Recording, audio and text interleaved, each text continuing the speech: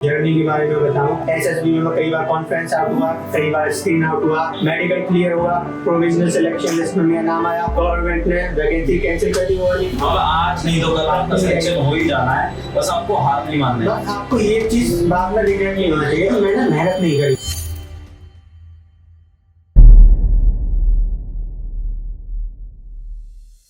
Hello students, आप सभी को जय है। तो आज हमारे साथ कपिल चौधरी, जिनका सिलेक्शन एसएससी सीपीओ 2024 में हुआ है और इनका चयन सीआरपीएफ में हुआ है। तो सबसे पहले Kapil, congratulation for your selection. तो जानेंगे इनकी पूरा स्ट्रगल की कैसी सारी कठिनाइयों को पार करके आज सिलेक्टेड कैंडिडेट्स की लिस्ट में है। तो सारी कहानी आपको पता चलेगी इनके बारे में। और सबसे पहले कपिल, अपना बेसिक इंट्रोडक्शन आप जरूर दें। मेरा नाम कपिल चौधरी है, मैं अलीगढ़ का रहने वाला हूँ। मेरा सीआरपीएफ सब इंस्पेक्टर की पोस्ट के लिए सिलेक्शन हुआ है एसएससी सीपीओ 2024 में। अब आज आपसे मिलने आया हूँ। तो कपिल, कैसा लग रहा है आपको सिलेक्शन के बाद? अच्छा लग रहा है, सिलेक्शन होता है तो अच्छा लगता है। तो आप मुझे एक छोटा सा स्ट्रेटेजी बता सकते हैं? बहुत सारे बच्चों को रहता है, जानना चाहते हैं कि सिलेक्शन कैसे होता है, और मैं देखता हूँ कि बहुत सारे लोग बहुत टाइम से तैयारी भी कर रहे हैं लेकिन सिलेक्शन नहीं ले पाते। तो कहाँ क्या गलती होती है? और आप तो पहले भी 2-3 और सिलेक्शन ले चुके हैं, तो क्या आपका मूल मंत्र क्या रहा सिलेक्शन का? सिलेक्शन के लिए सबसे पहले आपको डिसिप्लिन रहना पड़ेगा। आपको अगर सक्सेस नहीं मिल रही है, एक एग्जाम में नहीं मिल रही, आप दोबारा दीजिए, मेहनत करते रहिए। बस एक में नहीं, आप दूसरे में करिए, गाइडेंस अच्छी है। मेन चीज है कंसिस्टेंसी है, हार्डवर्क है, और अगर आप गाइडेंस ठीक है तो आप सिलेक्शन ले जाएंगे। यही आपका मूल मंत्र है।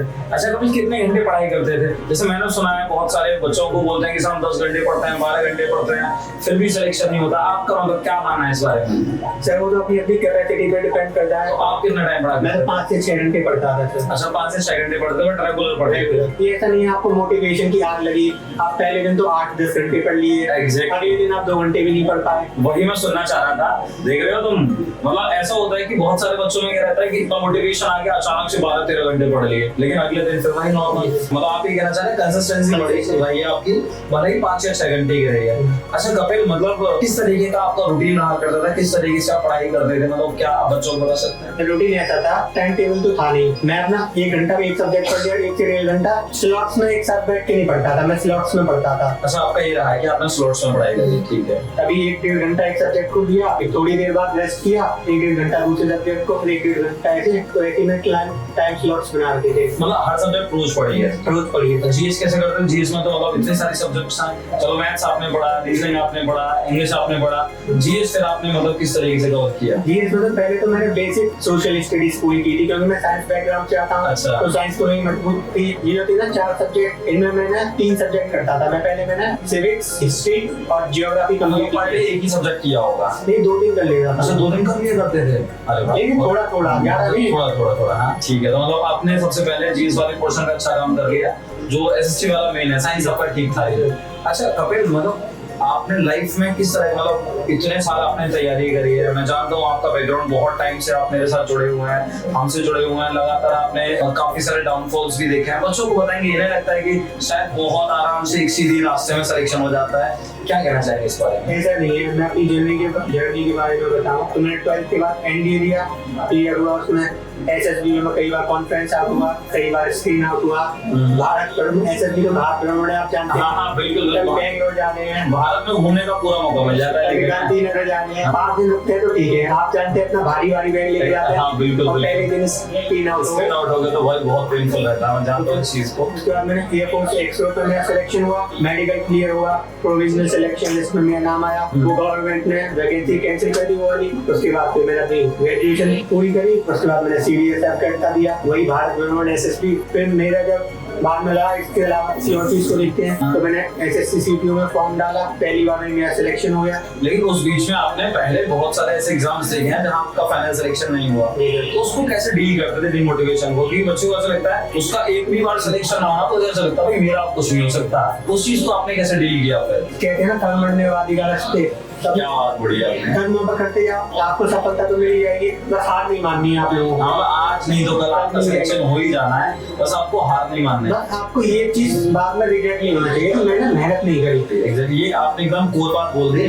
कि लास्ट में अगर हम बैठे हैं तो हमें ये नहीं लगना चाहिए कि हमने नहीं किया। अगर मैं मेहनत करता तो मेरा हो जाता, वो चीज तो है। अच्छा कपिल, मॉक टेस्ट का क्या आपके लाइफ में क्या सिलेक्शन में मॉक टेस्ट का क्या बोल रहा है? मॉक टेस्ट तो बहुत इंपॉर्टेंट होते हैं। प्रैक्टिस कराते हैं। तो मॉक टेस्ट मतलब कितने टाइम के बाद आपने लगाना शुरू कर दिया? आपका सिलेबस 60 to 70% हो जाए ना तो आप मॉक टेस्ट लगा लीजिए एक दिन में। अगर आपका पूरा सिलेबस हो जाएगा तो आप नंबर बढ़ा दीजिए 2 या 3। हम देख रहे हैं आप 60-70% सिलेबस पर उन्होंने मॉक टेस्ट लगाना शुरू कर दिया। और मॉक टेस्ट को सिर्फ ऐसी ना लगाए, मेरे हिसाब से मॉक टेस्ट का एनालिसिस भी जरूरी है। ये भी जरूरी है कि आपने मॉक टेस्ट लगाया, आप कहाँ गलती कर रहे हैं, कहाँ गलती नहीं कर रहे। तो जैसे आप देखें कोई टॉपिक आपका वीक है, कोई भी आपने मॉक टेस्ट में इस तरह के आप सवाल नहीं कर पाए, तो फिर आप उन पर ज्यादा ध्यान दीजिए। एग्जैक्टली, एनालिसिस जरूरी है कि आपने ये पता जरूर करें कि कहाँ गलती हो रही है। नहीं तो सिर्फ मेरे हिसाब से नहीं तो मॉक टेस्ट का कोई वैल्यू नहीं है अगर आप एनालिसिस नहीं कर रहे हैं। तो कपिल कुछ और भी बातें जो आप बच्चों को बताना चाहेंगे? आप अपने टीचर्स पर भरोसा रखिए, टीचर्स सब जानते हैं, आप इधर उधर ज्यादा भागिए मत। हाँ, ये इधर उधर से मेरे को याद है सोशल मीडिया। एक तो सोशल मीडिया, ऊपर से हमारे पास यूट्यूब पे इतनी ज्यादा वेरिएशन रहती है, तो वहाँ भी बच्चों मेरे को सबसे लगता है कि वो कुछ वो यहाँ से पढ़ रहा है, कुछ वो वहाँ से पढ़ रहा है। आप इस बारे में क्या कहेंगे? आप एक टीचर से पढ़िए, तो टीचर सारी अच्छी हैं, कोई भी बुरा नहीं कहूंगा, सब पढ़ा रहे हैं तो सारी टीचर अच्छे हैं। आप एक टीचर देखिए जिसके साथ आपकी वाइब मैच होती हो, बिल्कुल बिल्कुल, जिसका पढ़ाया आपको हिट करता हो। ये बात एकदम पते की कही है। मतलब आप 4-6 जगह पढ़ने से बेटर है कि आप एक पे विश्वास बनाए। विश्वास अगर आपका है, उसमें मेहनत और मिल जाए, मुझे लग रहा है सिलेक्शन हो जाएगा। जी सर। तो आपका भी ये मानना है? जी सर। मतलब आपका ये मानना है कि सिंगल आपको जो है, जो भी टीचर्स आपको पढ़ा है, अपने उन पे विश्वास है। फाइनल टचअप क्या देना चाहेंगे? मतलब अगर बच्चे आप ही की तरह सिलेक्शन लेना चाहें, आप ही की तरह भाई सब इंस्पेक्टर बनना चाहें, तो क्या मूल मंत्र देना चाहेंगे? सबसे पहले तो डीमोटिवेट नहीं होना है आपको, और कंसिस्टेंट रहना है आपको। ये एग्जाम नहीं, आगे चल के भी एग्जाम के बाद भी आप डिसिप्लिन और कंसिस्टेंट रहेंगे तो आप प्रमोशन भी जल्दी दे पाएंगे। आपने तो लाइफ के लिए मतलब आगे तक के लिए बता दी, सिलेक्शन नहीं, सिलेक्शन के बाद भी आपका ये रिदम छोड़ना नहीं है। बहुत अच्छा लगा। Thank you. जय हिंद। जय हिंद।